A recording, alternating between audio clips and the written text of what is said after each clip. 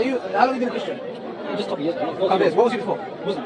You was a Muslim before. Yeah. Okay, all right. Can you recite Surah Kawthar for me? Surah Kawthar. إن شانئك هو الأبتر. Okay, good. So let me just get this right. You left Islam for Christianity. Yes. Okay, all right. So when you say you was a Muslim, was you a Sunni Muslim or an Ahmadi? Sunni. You have to be out of your mind. I'm a Why is Muslim. that? I'm a Muslim for 11 years. You have to be out of your mind to go from oneness of God to believe that God is a man. You have to be out of your mind. No, Let me say something. Let me say that. And I know that you have zero ground. You are a jahil. You are praising Muhammad as well. You're a jahil. That's how I know you never even understood Islam. Now, so you claim you was a Muslim and you claim you worship the Kaaba.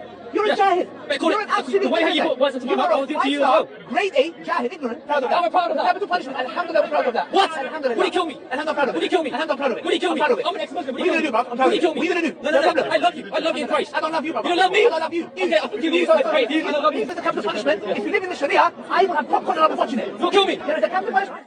Então a gente acabou de assistir um vídeo que se passou, pelo menos pelo que eu entendi, em Londres. E a gente tá vendo uma conversa de um muçulmano e um cristão. E é um muçulmano que é, inclusive, um debatedor, um apologista muçulmano muito conhecido na internet, conversando com um cristão que é um ex-muçulmano.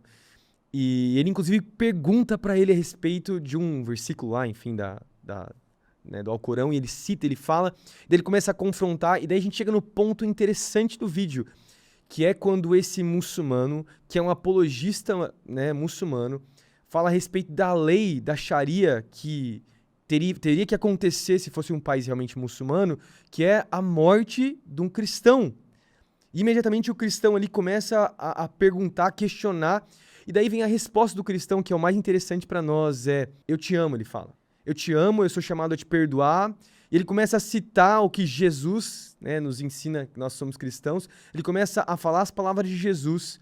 E daí a gente chega num ponto interessante. Né? A gente chega no ponto que a gente sempre fala aqui no Antítese, que existem diferenças claras entre as cosmovisões e as religiões.